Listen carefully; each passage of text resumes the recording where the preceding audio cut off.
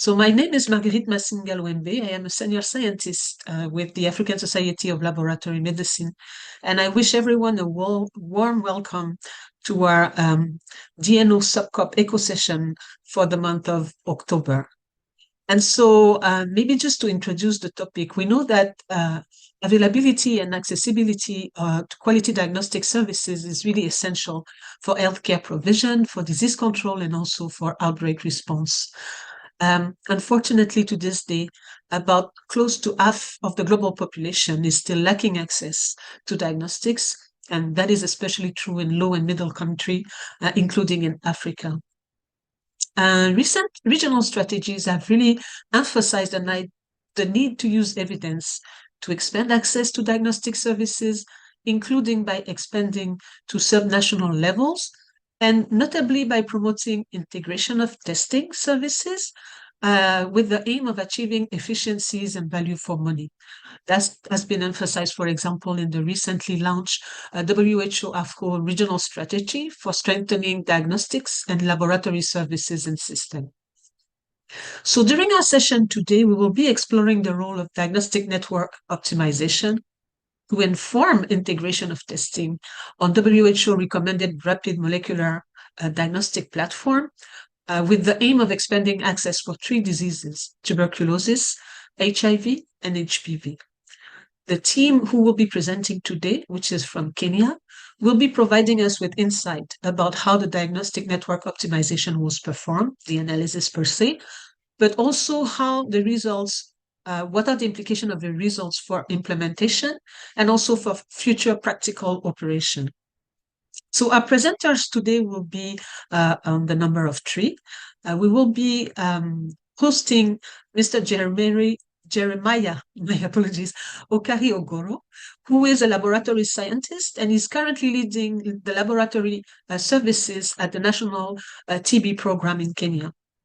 Mr. Jeremiah has 17 years experience on TB diagnostics and programming. He has been supporting the rollout of new WHO-approved tools in Kenya, also has been supporting the development and dissemination of various TB control policies and guidelines. Jeremy will be joined by Dr. Nancy Bowen, who is the head of National HIV Reference Laboratory. Nancy has over 25 years of experience in HIV and AIDS program.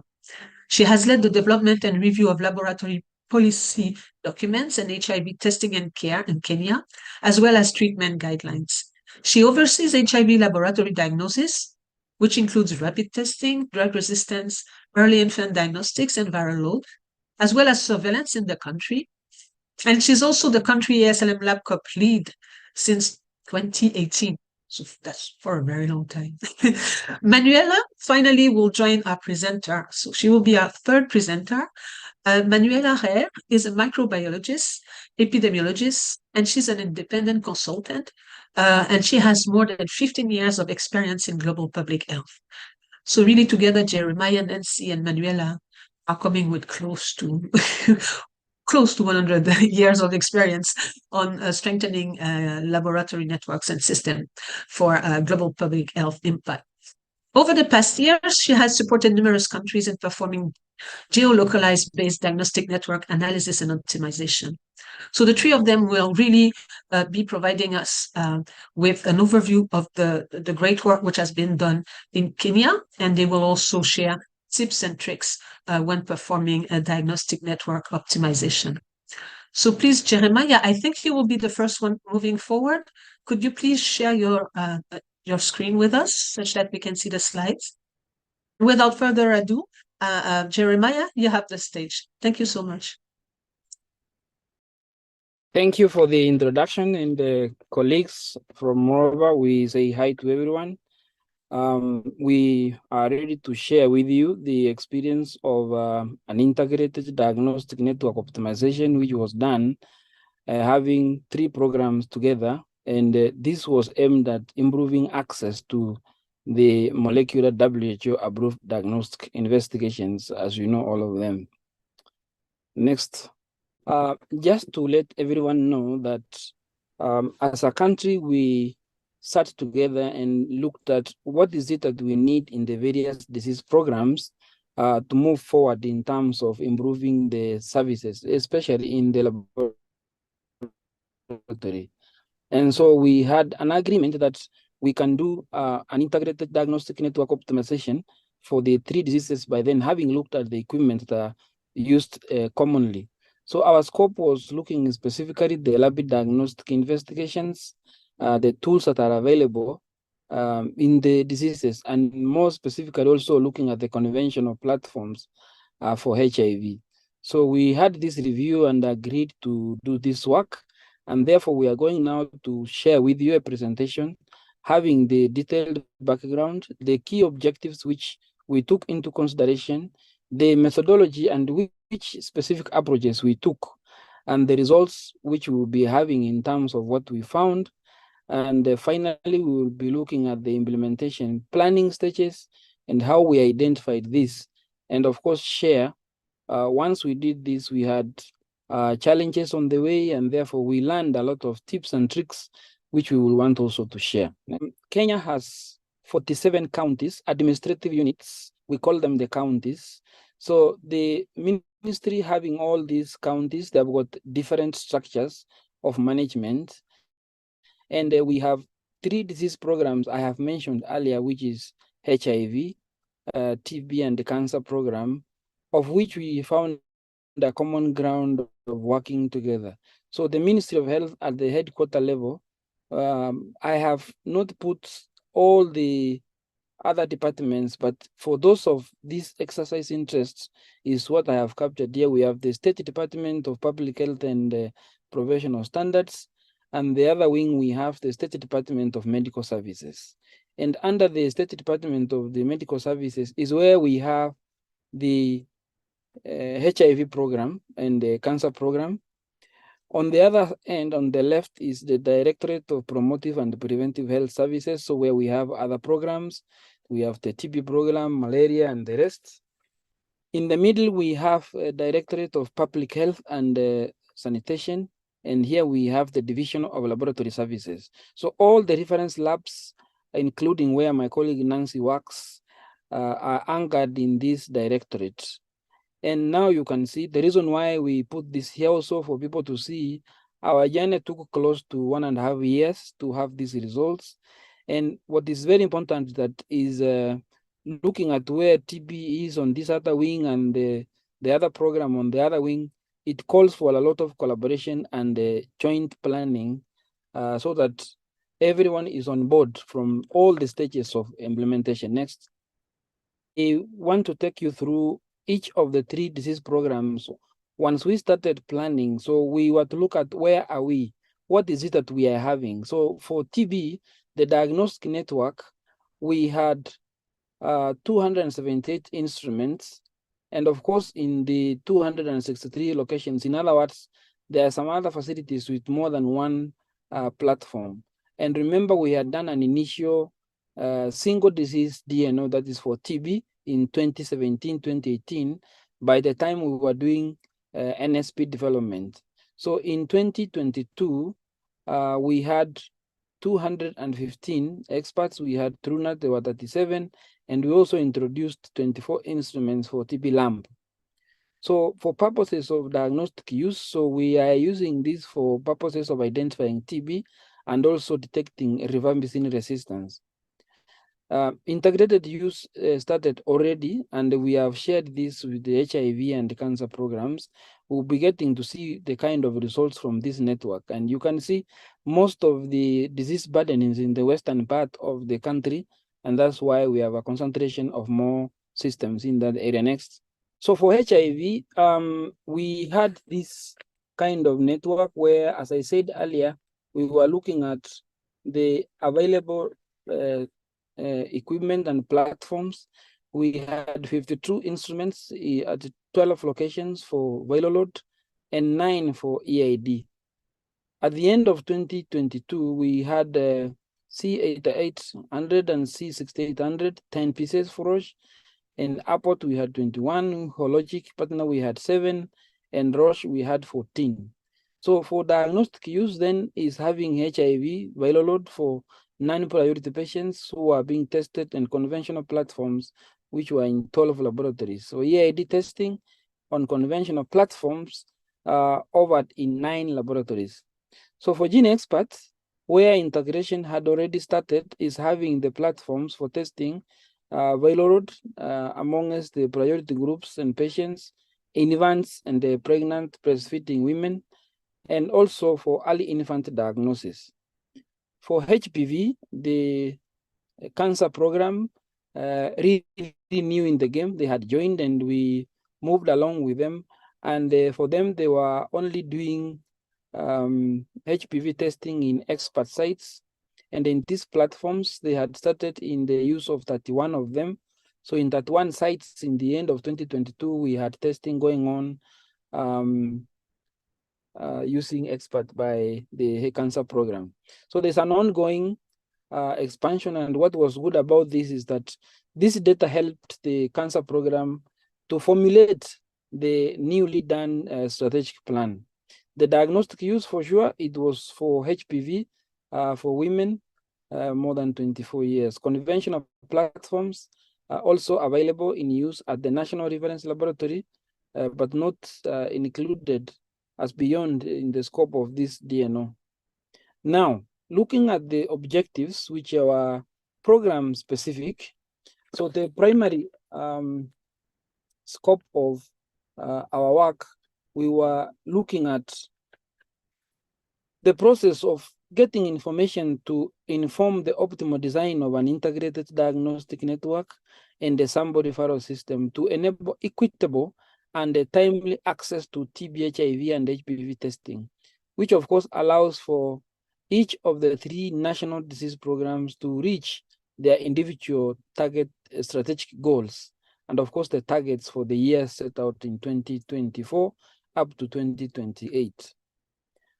So the scope is looking at for TB, we are looking at expert MTB, and of course expanding for its use to do XDR, and also the introduction of TrueNAT as well as TB Lamb. And for HIV, for viral load testing and HIV 1 and HIV conventional platforms, Roche and Abbott and Hologic, in terms of expanding whatever that is there in the network for the country. And HPV specifically using experts for purposes of doing that testing. So we wanted to look at, can this integrated DNO answer program-specific individual questions? TP-specific objectives, national strategic planning cycle.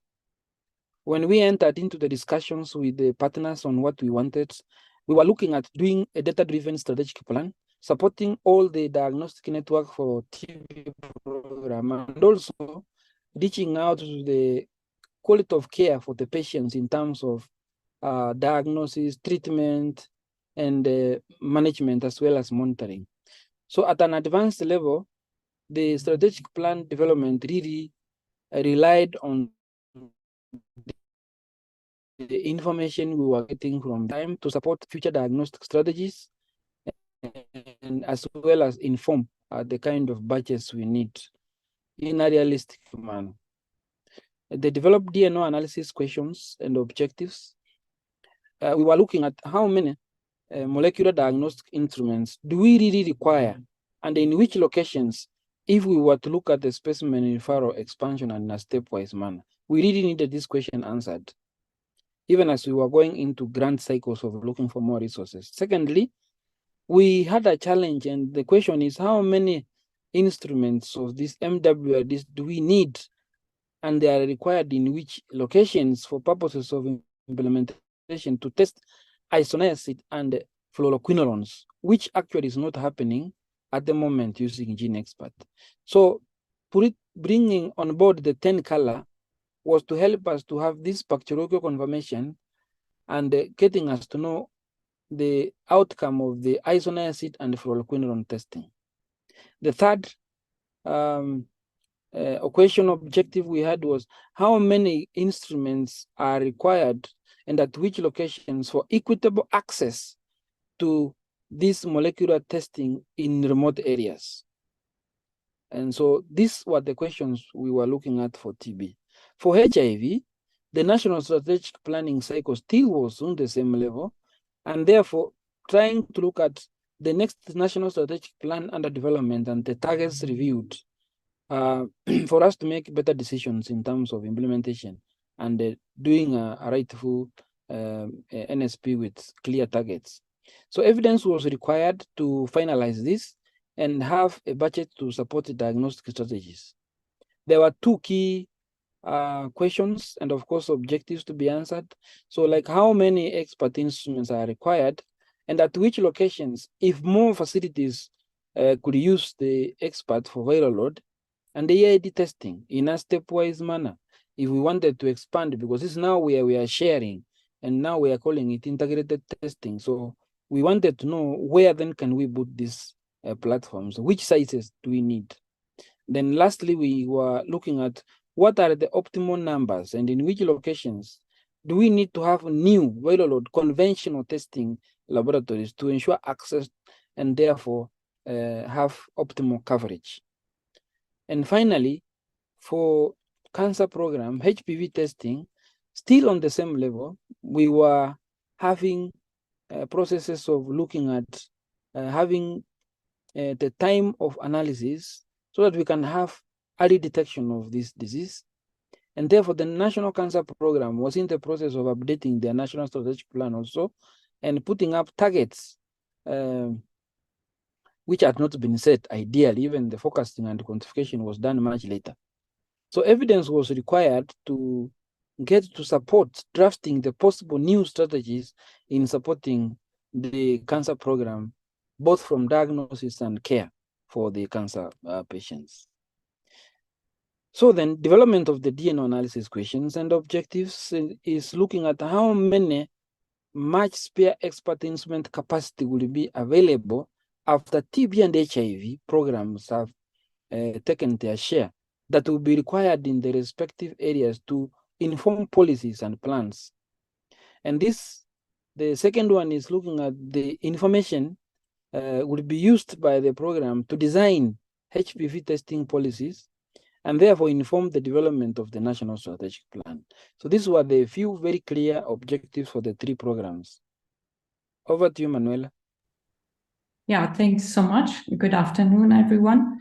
Next, I'm going to show you now how we designed the entire analysis, more specifically, how do we get from individual programmatic question to the integrated DNO analysis design.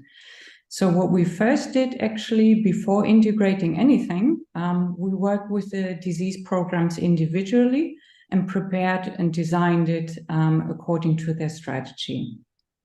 Next. So the first thing we looked at is we determined the demand locations.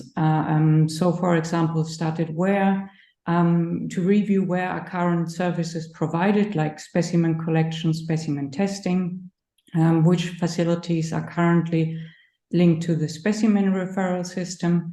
And then importantly, we reviewed the strategic plans and through communications with the individual experts, which facilities are planned to provide services in the future. And we've aligned this a little bit, as you see in the graph. So looking at what it is currently, which is BL, this is the baseline.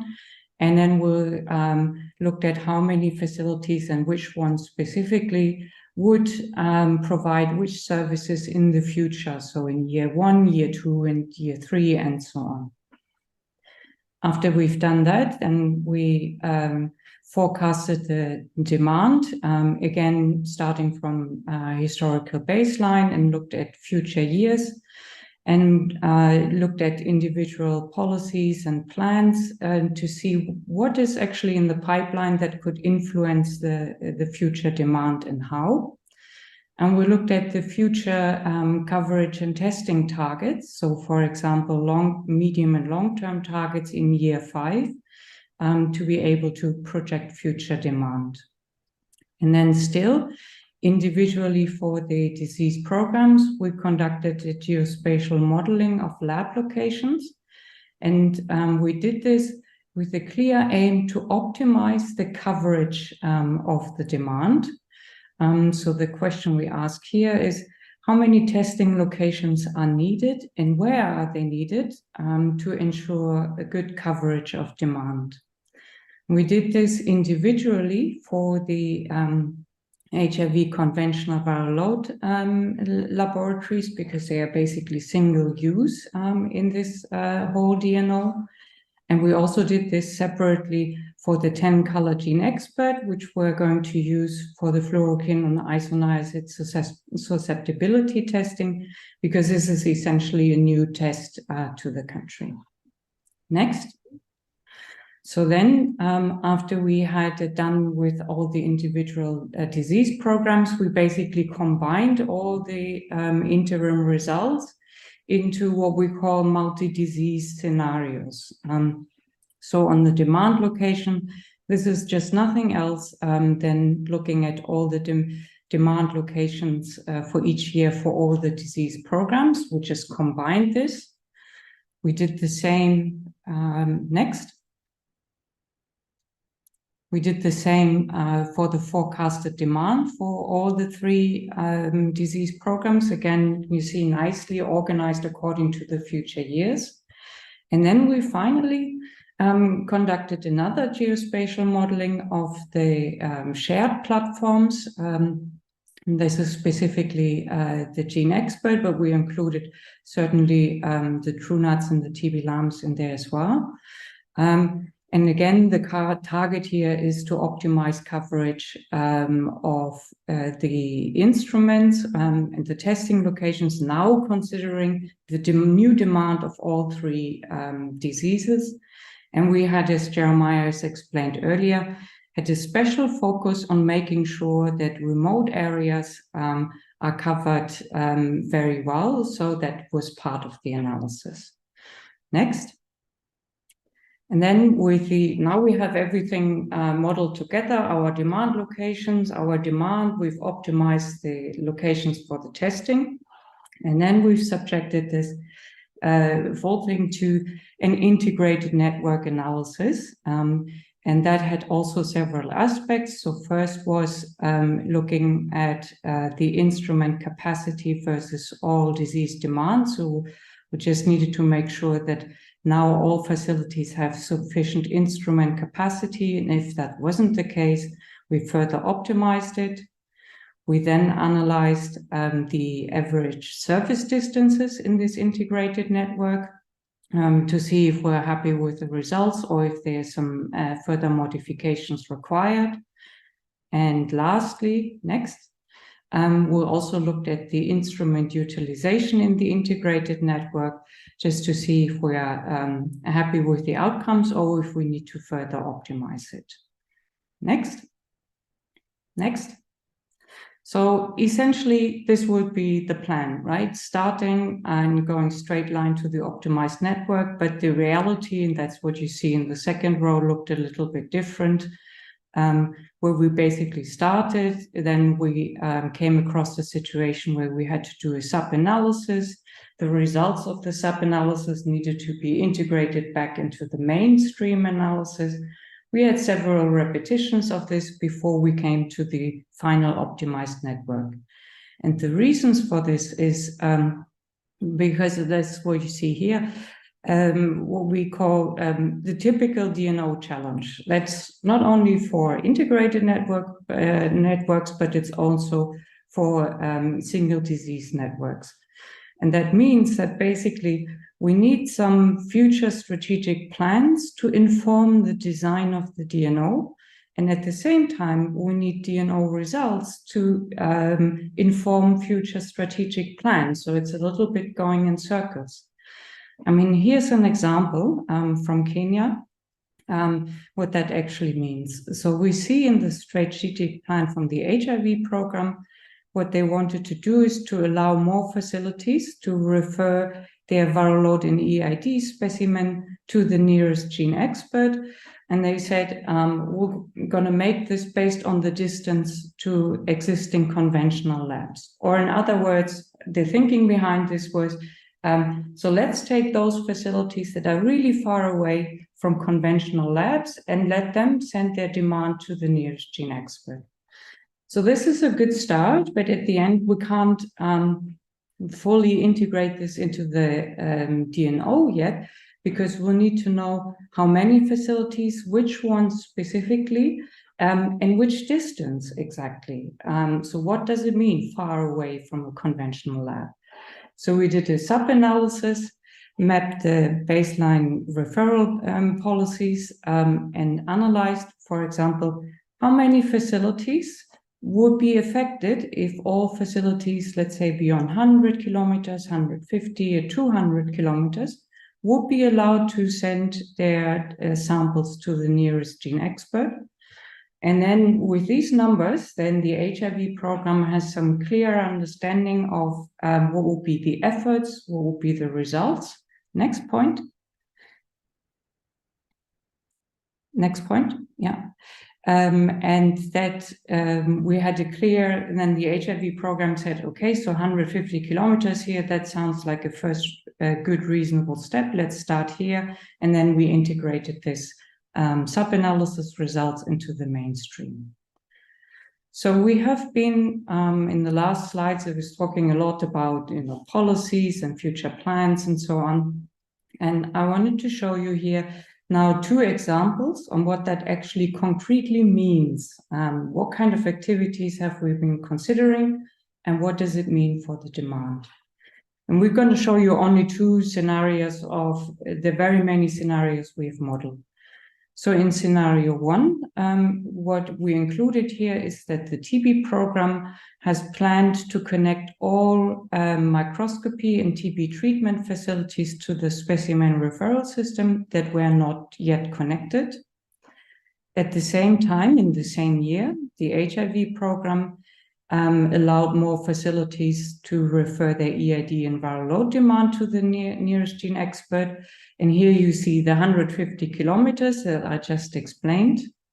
And then for the HPV program, we assumed a generic demand increase. Next. And then you see here on the left-hand side what that means basically for the demand. So you see here the first graph on the left-hand side is essentially the baseline. And we see, for example, at the baseline, the TB program had a demand of 406,500 tests. And if they connect all the remaining microscopy and treatment facilities, then the demand would increase to 427, around about 400. And we see the same thing for the demand of the other test types on the MWRD. And then in the second scenario, we see there are a lot of more activities ongoing. So this is a very high coverage and expansion scenario where the TB program essentially connected all facilities to the specimen referral system. At the same time, they substantially increased MWRD testing efforts. They would implement the 10 color instruments for INH and fluoroquinolone resistance testing. Also, HIV program would get very busy and allow all facilities to test EID and viral load on gene expert. They would also set up 4 conventional labs. Again, we include a generic demand increase for HPV. And then importantly, also in this model, we focus on improving the coverage of demand, specifically in the remote areas. So this is very busy. You see there's a lot going on. And when you look at the demand here, now in this scenario, there's a substantial increase in testing demand for all test types. So TB would end up with 447,000 tests per year. And we are going to now focus in this webinar basically on this scenario. You don't have to remember all the details of what was considered here, but what you need to remember is that in this scenario, this is hugely expanded in terms of geographical coverage and hugely expanded with regards to demand. Next.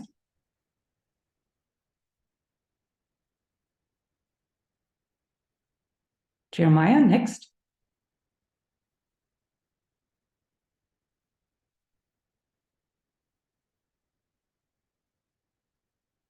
Jeremiah.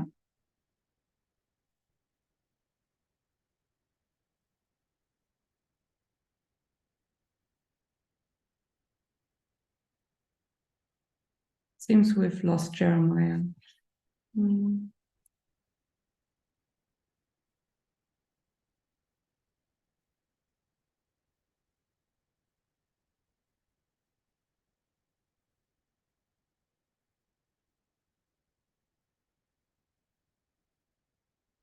Okay, so for the tools, the location optimization, we used the ArcGIS software, and for the supply-demand optimization and the full integrated network analysis, we used the OptiDX. Next.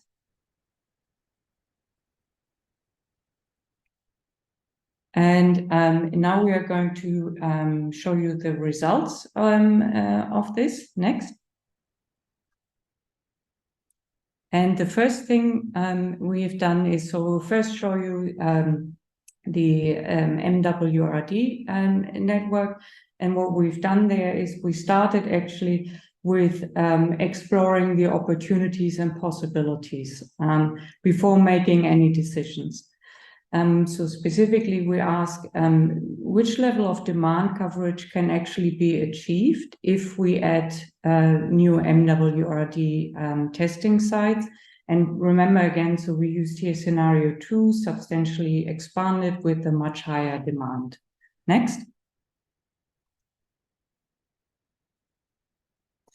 And the results of that exploration analysis you see in this graph. So on the x-axis, we see the number of new locations that were added to the existing 263 MWRD locations.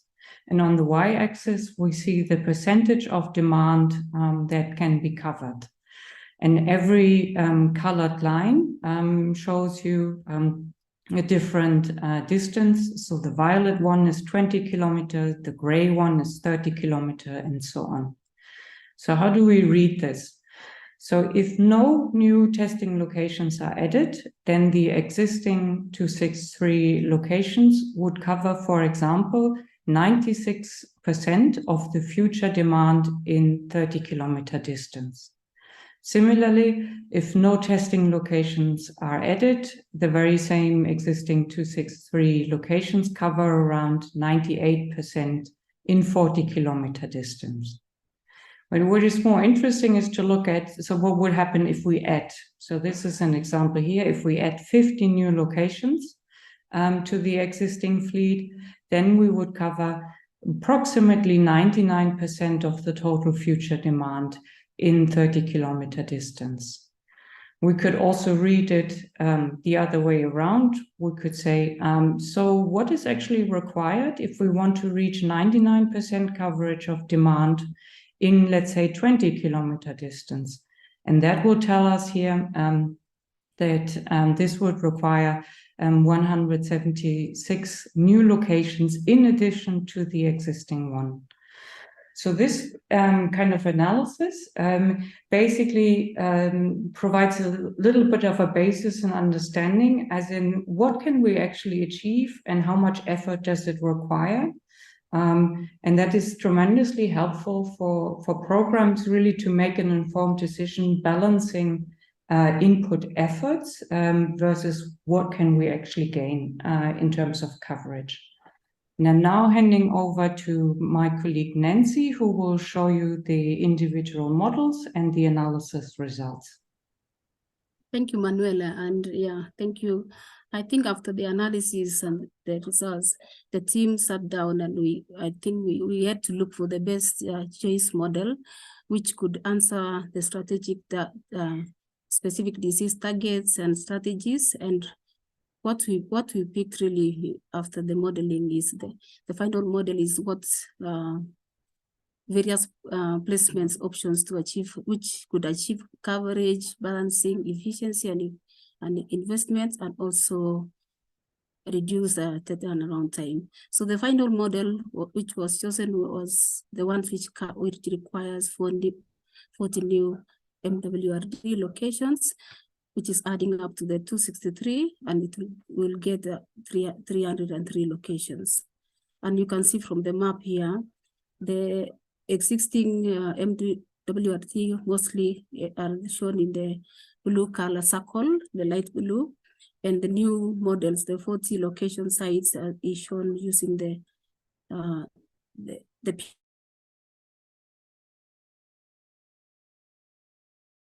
colors, or the small blue colors are the locations or which the sites, the facilities which produce the demand. And if you see from here, most of the new models are really concentrated onto the northern side of the region, and that's where the demand or the access was limited. So the best model performance, if we chose, whatever we chose, what was the performance when we look at it? The coverage of all future demands, even if it's small, it's increased from approximately 98 to 99% in 40 kilometers distance as the national coverage. But more importantly, as I have mentioned, that it increased access to the northern side of the remote side areas from approximately 77% to 96%.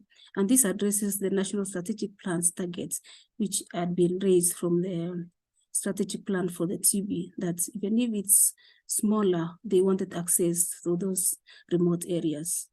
Next. One of, again, the scope we want to answer from the strategic plan was optimizing access to isoniazid and fluoroquinolone substitutable testings for the 10 color gene experts. And after all the concepts and modeling, the best final model which was chosen was the ones which chosen existing and from the existing molecular MWRT and the newly modeled MDRT. So 50 of the new 10 color gene expert locations to achieve 98% coverage for the future isoniazid and fluoroquinolone demands in the 60 kilometers. So you can see from this map now where the 50 10 color gene experts will be placed, that they have used the ones which are from the Cantan, the ones which are old, and the new ones. So 50 of them. And this, the newly model. And again, one of the things we want to answer in HIV is to optimize access to conventional HIV viral load. One of the concepts was this: we wanted to decentralize HIV services to other facilities. And from the DNO, it helps or it confirms what the technical working group really wanted to do, that we wanted to place 4 new sites, but where was the locations? So from the DNO, it has helped us to show where we need to place the 4 newly conventional sites. Out of the Western region, we have seen from the map down there, you can see the new sites. It will help us, and it has shown us, it has confirmed one of them, that the site which we picked as Migori is really one of the sites. And other sites which we'll add, one of them will be in the North Rift Valley, Nakuru. Another one will be placed in sites of eastern site, which is Kitui, and again, somewhere within Rakanidi in the map. For those people coming from Kenya, they can understand where the sites I'm mentioning about, that this DNO has helped us, that we will place. Next. So the final analysis for really fully integrated MWRT diagnostic network, from the analysis, if we look at the baselines where we were, for the baselines, the coverage where we were into utilizations. If we look at them nationally, we were from 40% nationally and for easy to reach areas, you can see we were in 48%. And moderate to reach areas, it was now about 39%. And the hard to reach areas, which is the remote areas, we were covering about 25%. But after the DNO or the modeling, it has shown us that if you fully integrate and use the newly locations and add the equipment as it is, the conventional adding for new lab for viral load testing for HIV, adding 40 new locations and using again the 50 location for the 10 color gene experts, significantly demand increase. And you can see from the bar from this other side that nationally it will increase from 40% to 55%. Easy to reach areas will increase from 48 to 64%. Moderate to reach will increase significantly from 39 to 61. Hard to reach areas, which is the northeastern, will increase, even if it's small, from 25 to 33%. It has really made the utilization improve, not typically in all areas, substantially, and especially for hard to reach areas, where the primary aim is really to expand the network in the remote areas and to ensure coverage and accessibility, where the disease programs accept the downsizing of the lower instruments so that all the utility can be covered and access can be covered in the North region areas. Excuse me, Nancy, we want to allow time for questions as well. Okay. Thank you. Sorry. So, and again, I think one of the models you see was HPV. The HPV, we were looking at the spare gene expert capacity for HPV. And we saw from even the analysis that even from the baseline, even if we were using it coveragely, there was still spare capacity for HPV initially from the baseline to and even at the fully integrated, there's a spare capacity for HPV, which has increased. Even if we increase our demand for HIV and TB, there's opportunity. This provides ample opportunity for the cancer program to sustainably increase HPV testing in the future. And I think even if TB and HIV program to even further increase their testing demand above and beyond, HPV will still have capacity to use the equipments. And next, I think we'll just give you the overall implementation plan, and I will invite Jeremiah to just give the implementation plans and the tricks we encountered when we are doing this. Thank you so much. So thanks, Manuel and Nancy. Just a few minutes to share with you the recommendations for the implementation. So one, having looked at the very many ideas that came up from this analysis, we sat down to look at which one then do we take. So throughout the entire process, a lot of meetings had taken place and a lot of discussions, and therefore the results as presented from the various programs. So we had the workshops of the various disease programs and the implementing partners, and we looked at the various scenarios and future adoption. So we then came up with a selection criteria where we said first, for the many things that we want to implement, do we have funds? And are there opportunities to be able to get funding to do this? Secondly, looking at the priority interventions, which are specifically in the strategic plans, so that we don't put up something in a budget which perhaps is not gonna be funded. Then we also looked at what are these common areas of interest for all the programs. For sure, one of them I can mention is integrated sample transportation. Each program wanted their samples to move and therefore have patients early diagnosed and put on treatment. And the other thing we looked at is the highly impactful and of course realistically achievable by each disease program.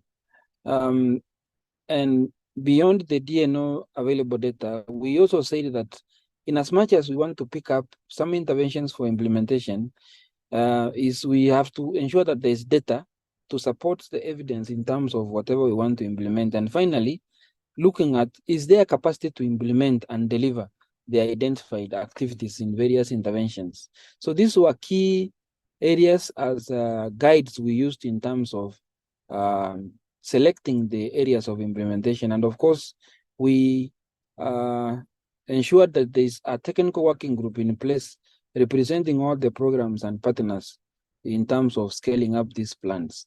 So the recommendations we chose then, based on that criteria, is that we are going to set up 4 new conventional viral load laboratories modeled in those areas as discussed.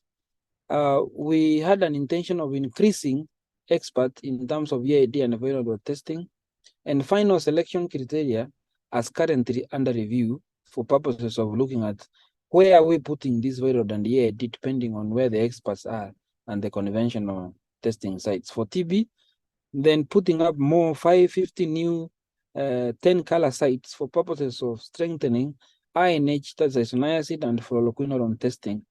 And finally, for those is to implement having 40 new expert locations to improve access in those remote areas. In other words, between level 2 and level 3 facilities. And the integrated implementation planning, where all of us had an agreement, is to strengthen the integrated specimen referral, put up considerations for pool procurement, and this also will have an effect in terms of the cost of the test, especially when it is one platform like Expert. Identify additional DNO focal points after we had identified a few from the disease programs to be trained by FIND and on the OptiDX. So we wanted to scale up this and possibly support monitoring of the whole process. And finally, second last is to have sustaining collaboration and communication between the disease programs and ensuring that there is some strong collaboration in the TWGs. And more strongly is to say that one of the things that came out is for Global Fund grant writing, the implementation of the plans in the activities and interventions identified in this process really went into the Global Fund Cycle 7 grant writing. And some Jeremiah, of the, yes? maybe I think we have a lot of questions in the chat.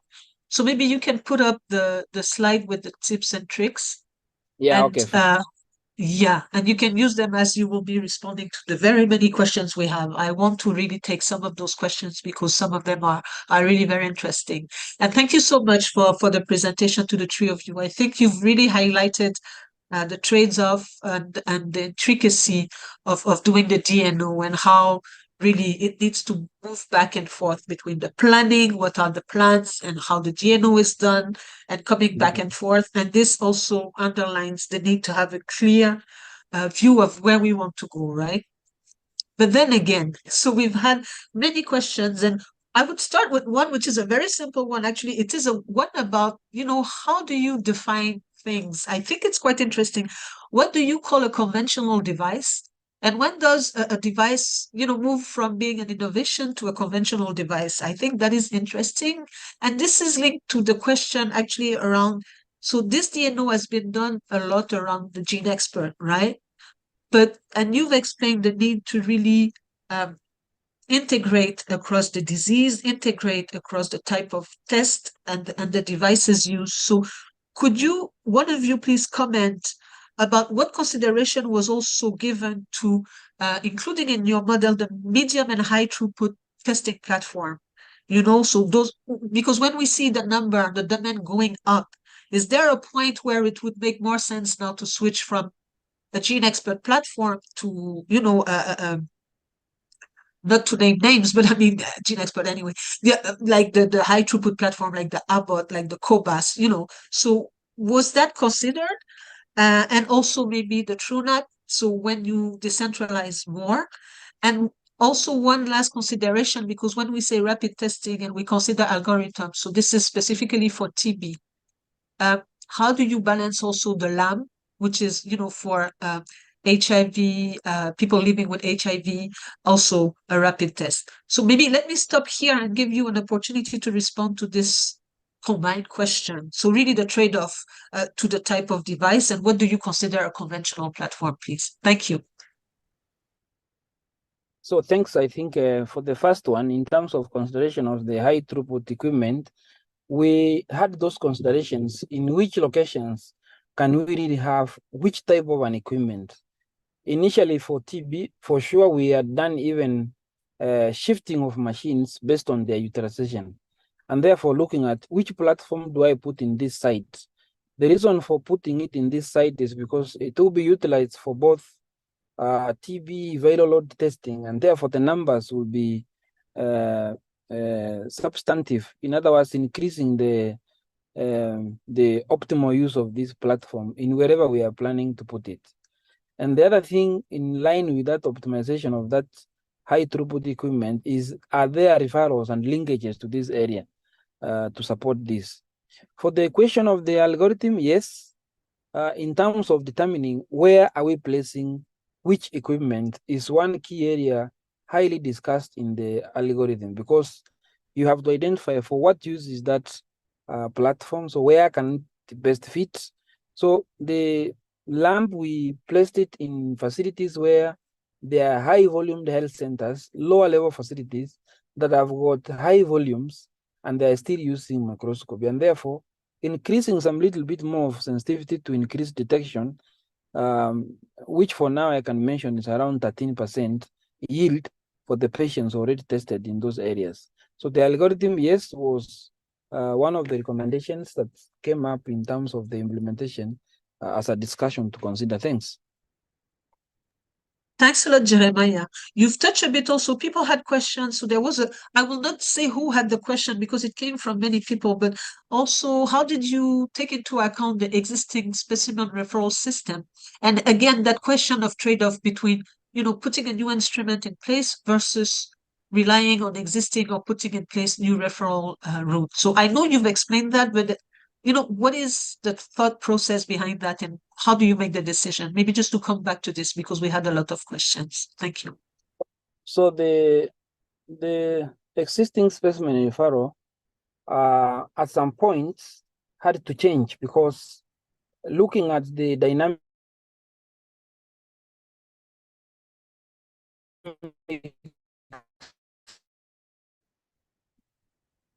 in the various locations, then we looked at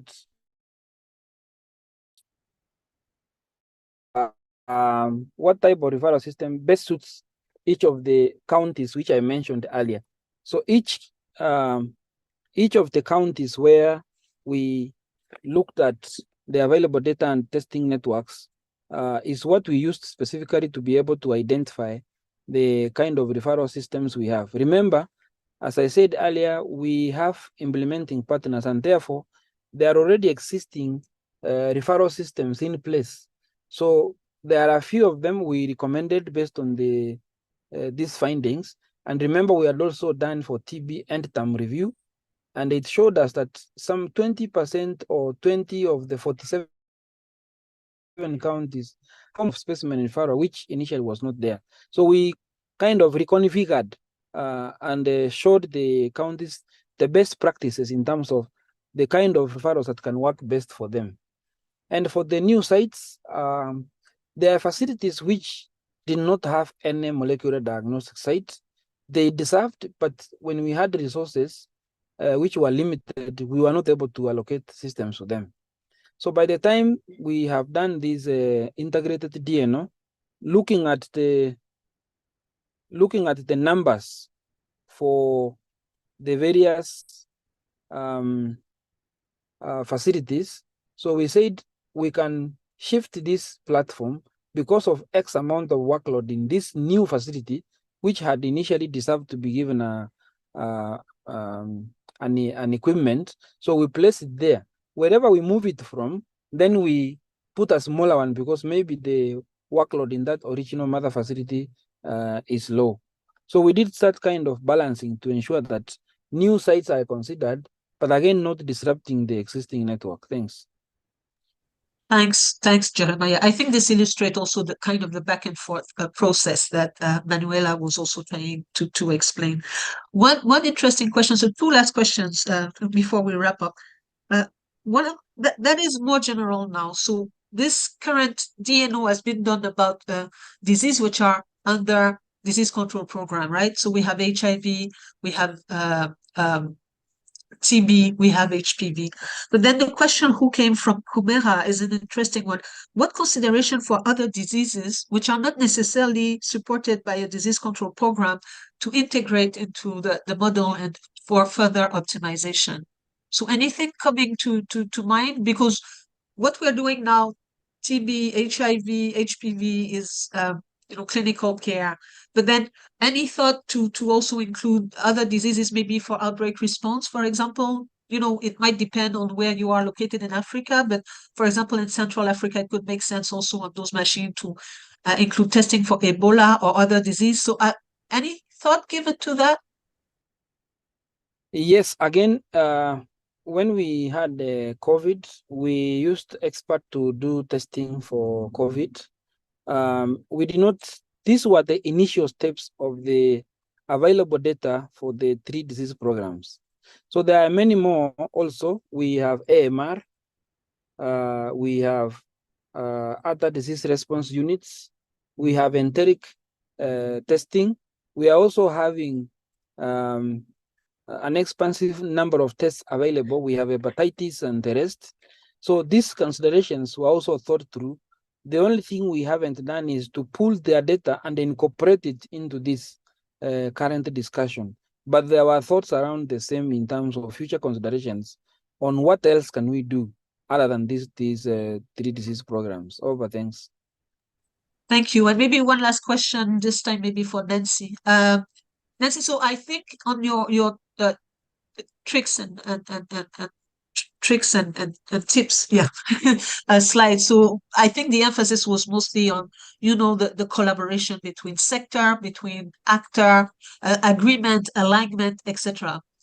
And my question is the following. So we can see between the different subcommittees, the disease control program, the laboratory stakeholders, but any also consideration for the civil society and the community, especially where driving demand is concerned, for HIV testing, but also, for example, for HPV. So any feedback on that, maybe? Thank you. Thank you. I think, as Jeremiah mentioned, that really it took long for us to even work together because we didn't know. I think, as I mentioned, we were expecting to do a DNO from the HIV program side. We met with Jeremiah in asking me that also, Nancy, we have a DNO for TB and for us even to meet and say, okay, where can we ride? And I think the best place we started was through working through with TB because they were the one calling and they were the ones using the equipment. And I think in our integrated, when we are saying now we want to have an integrated technical working group, community will be involved because I think from our HIV side, we already involve community as part of our technical working group. So that introduction of the stakeholders membership will include community and they will play a role mostly in terms of that, in their contribution. Thank you so much. So we could continue, I think, for a long time, but we have reached now the end of our session today. This has been great. So thank you so much to the 3 of you, Manuela, Nancy, and Jeremiah. This has been really a very instructive presentation. And I think there are maybe key message there, like collaboration, of course, but also the fact that there is no one size fits all, and that integration for you is just the beginning, right? That collaboration, it is the start of a process which will be ongoing and might include more actors and more diseases, really aiming for optimization, efficiencies, economy, because we know that funding is limited. And so we need to see how to achieve the best outcome and impact on public health with what we have. So once again, thank you very much, everyone. The presentation, the audio recorded presentation video will be online as usual, and the presentation will be shared. Wishing you a very nice end of afternoon or end of day or beginning of night, depending on where we are. Bye. Thank you.